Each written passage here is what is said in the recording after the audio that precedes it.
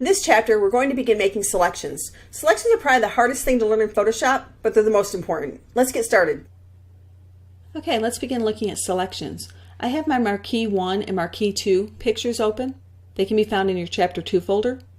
And I'm going to begin with the Marquee 1 picture first. And you'll see they're both the same picture, but I'm going to show you what happens with using the Marquee tool. The Marquee tool is that rectangular tool with the dashed lines on the tool panel. And again, you'll notice because of the little triangle at the bottom of the tool on the tools panel that tells us there's hidden tools underneath. So there's actually 4 different kind of marquee tools. We've got the rectangular marquee tool, which allows you to make squares and rectangles, elliptical marquee, which is circles and ellipses, And then you've got 2 types of single row marquees that allow you to make either horizontal selections that are set at 1 pixel high or vertical selections that are set at 1 pixel wide. So let's begin with the rectangular marquee tool. The rectangular marquee tool can be used to create selections, as I just said, shaped as a square or a rectangle. So by clicking and dragging, you'll see the little crosshairs. That's where my selection will begin, and I can click and drag, and where the crosshair finishes, here I'm going to the bottom right, when I let go, that creates my selection. Command D or Control D on Windows will remove your selection. D for deselection.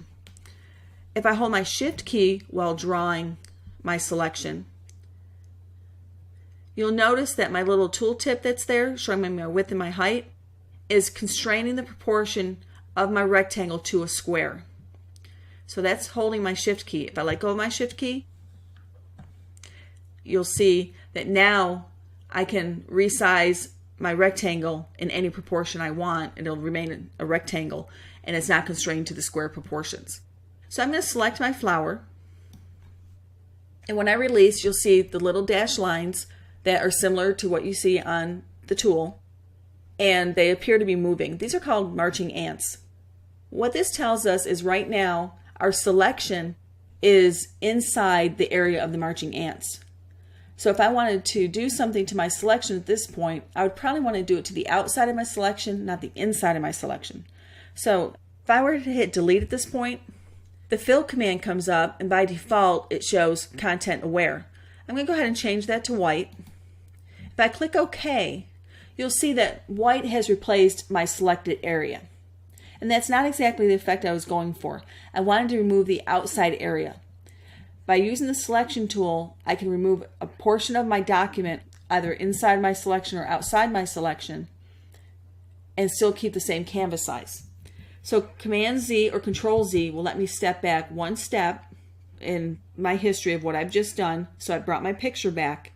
So I don't want to delete the inside of my selection. I want to delete the opposite of my selection. So if I choose Select at the top of my window on my application bar and I choose Inverse, that will create the opposite selection of what I just had, or the inverse of the selection. So now we see 2 boxes of marching ants, or the selected area. So this tells us my selection actually is between those 2 areas, those 2 sections of marching ants. So if I were to press delete at this point, now it comes up as white as my contents because I changed it the last time I opened this box. If I click OK, you'll see now I have a white canvas around my picture. So instead of cropping my image, that would happen with the crop tool, if I had multiple layers, the entire document would be cropped and I would lose the canvas size. I can use a marquee tool on a layer and actually remove a portion of the image. And in this case, I'm working on my background layer and I selected white, so now I've got a white margin around my picture.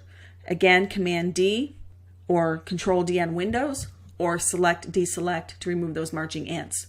And you'll find that sometimes if you can't do something, when you're working with selection tools, you try to do something else.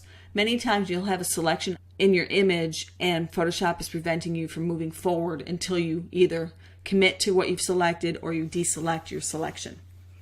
Okay, so that's just using the marquee tool, drawing a shape and making a straight edge to crop out or remove part of the image.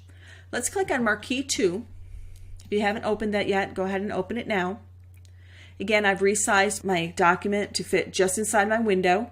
We saw previously we can just double click on our hand to do that. And now let's take a look at the elliptical marquee. Same idea as the rectangular marquee, but now we're working with an ellipse. So if I click and I drag, again, I look at where my cursor is as my starting point with the crosshair. And I can click and drag and release at the location of my other crosshair, and that creates my selection. Again, I'm going to see the marching ants, and just like before, the area inside my selection is what would be affected this time and what would be removed if I press delete. Let's go ahead and press Command D or Control D to remove the selection. If we hold our Shift key while drawing with the elliptical marquee, it'll keep our selection as a perfect circle. So if we look at our tooltip, you'll notice that the width and the height are staying exactly the same. So let me go ahead and make another selection. I'm going to move my selection with the arrows on my keypad to get a better shape or area of my circle. Let me show you another trick. I'm going to Command D to remove that selection, or Control D. If you hold Option on the Mac or Alt on the Windows and you click and you drag, that will draw from the inside out. So you can draw at the point of your cursor, the starting point of your cursor, and you can drag out to create your shape. Now this gives me a better perspective on the shape that I'm drawing to get it around my flower. If I held the Shift key at the same time, it would constrain my proportion to a circle. Now when you're working with the marquee tool, you want to be careful not to go off of your canvas, because then you're going to get a straight line on that portion. You won't get the curve. So let me start my selection again. Control D or Command D to remove the selection. I'm going to hold my Alt key or my Option key and drag out. This time I'm not going to constrain it to a perfect circle, but I want to get a nice oval around my flower. If you need to move the placement of the marquee while you're creating it, just hold down the space bar to reposition. And then I'm going to let go. So now I've got my selection. And again, just like with the rectangular marquee, if I press the delete key at this point, I'm going to lose my flower and keep the outside edge, which is not what I want to do. But before we switch our selection to the inverse, let's go ahead and do a little effect to it. Under the Select menu, we're going to point to Modify, and we're going to choose Feather. By default, the feather selection opens with a radius of 5 pixels. That's kind of small, and usually this is kind of a little guessing game that you're going to have with Photoshop, because the pixels are dependent on the resolution of your image, so that has to do with how you opened your image, or if you placed your image, and a lot of different variables.